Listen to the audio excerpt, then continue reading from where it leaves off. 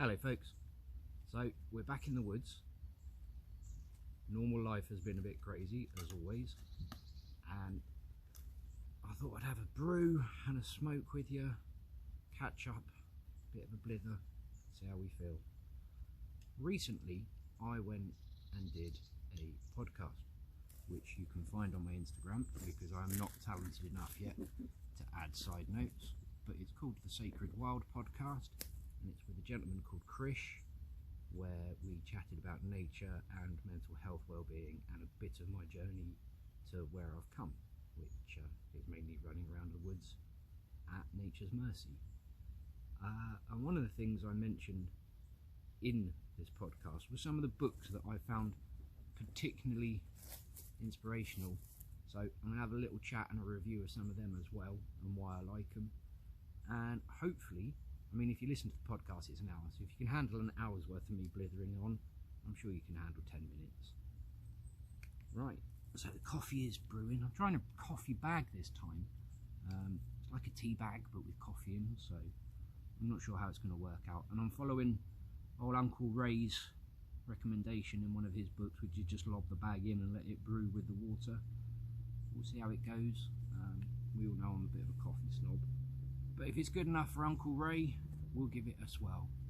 And Uncle Ray is the first book. And you can see that. This is the Outdoor Survival Handbook. And it's one of the first bushcrafty books I actually saw. Although, to be fair, it was a mate's and I deeply coveted it. So eventually I got a copy, as you do. And I don't know if you can see, but it's a bit grubby. It's a bit stained. But what I particularly like about this book is it's written in a sort of conversation piece, so the introduction doesn't sound like I am Ray, I know all. It's more of a chat. It runs through a little bit about clothing and personal kit, which isn't as much as you'd think, and there's no mention of Grandsworth Brooks. It's really weird because Ray is the patron saint of the Grandsworth Brooks. A little bit about your base camp kit, a little bit about cutting tools, a knife, a Glock, collapsible saw and a tomahawk. Gotta love a tomahawk. A little bit about nav, nothing major. But what is especially great about this is that he breaks it down into the seasons. So instead of it being just do this skill, just do this skill, it kind of gives you a journey through the entire year. So each one's broken down. It's broken down into the animal kingdom.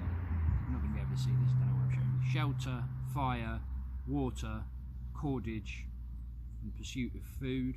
However, each month then's got extra bits, so the summer mentions about using binoculars, making baskets, making pots, making fish hooks.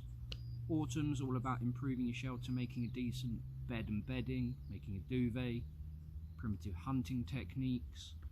And then winter is all about the heavier duty stuff, the stuff you do around a fire, so your camp crafts, your carving projects, which probably isn't really much use for me, as we all know how much I love carving.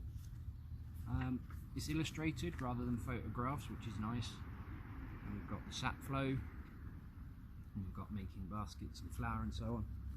And this is a really good book. If you want to, you can probably work your way from start to finish and be well grounded in a good base of your skills. And yeah, kettle's boiling, lovely. Then of course we have got Moors. If Ray is the father of bushcraft, this guy is the granddaddy. If you don't know who Moors Kochanski is, stop watching me.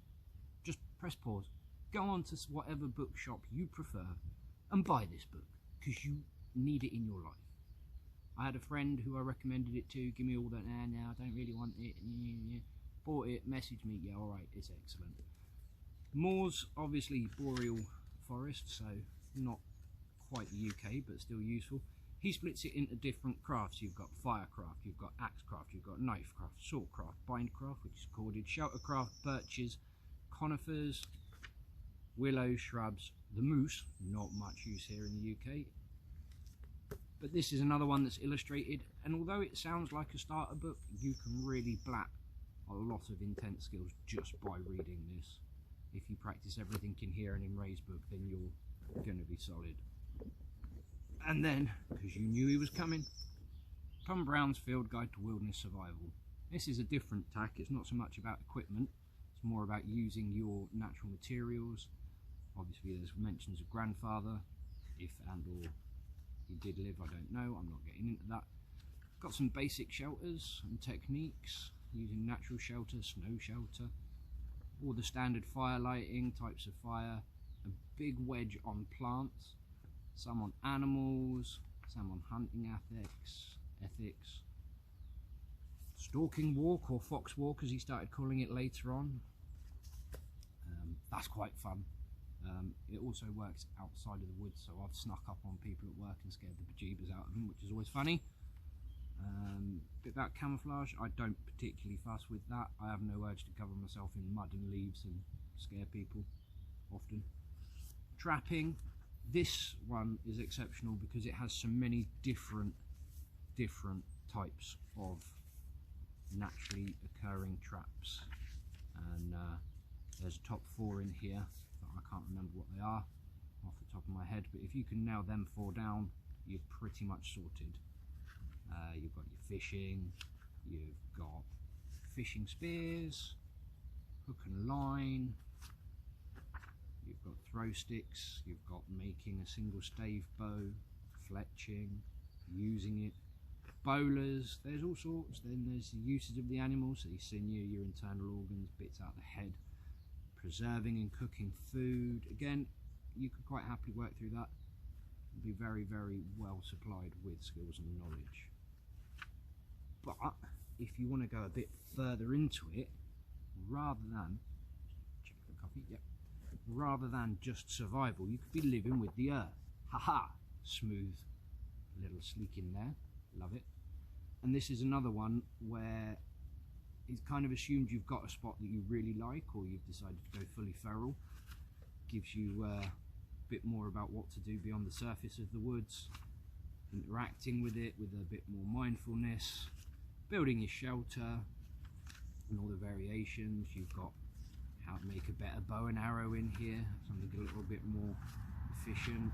You've got water, you've got fire, you've got stone and bone, you've got hide working, you've got making more clay plots, how the season circles, the circle of the season, utilitarian plants, and then the nice little bit I like at the end is like, off I go on a little survival journey. And having done a couple of survival challenges, the first 3 days is graft, which he recognises. He doesn't claim it's going to be a piece of cake, which we like. So there's a little book's what you could buy. And what we've got here is a new pack to me, which you'll get a fuller explanation of. It's made by a friend as part of an exchange, so I've got to do one on my half now, which is going to be hard craft. I've done 1.5 days of hide scraping and I'm so out of practice. I've got delayed onset muscle soreness, I'm achy, I really want a Radox bar. But what we've got here is the Infadi pack. Points if you get where we got the name from. It's wax canvas, about 30 litres capacity, 2 side pockets. You can nicely fit your stove set and your water bottle, your cook pot in one side quite nicely. There's another space here that I'm currently lugging meth stove, my little possible zip pouch, and then we've got, wait for it, shouldn't have done this up if I was going to show it off, eat it, never mind. So we've got in here the front pocket. In the front pocket I stashed my poncho and my knife and my saw. God bless the UK, can't be carrying a knife, ooh, might be dangerous. Then we've got the main capacity area, and then we've got the sit mat, which also provides a bit of structure. Got a flap in the lid. I'll stash my first aid kit. There will be a full loadout, and hopefully in the nearish future I might even get a night out camping. Bloody hell, that'd be awesome, wouldn't it? So that's just me catching up with you. My coffee is nearly boiled, so I'll bid you adieu.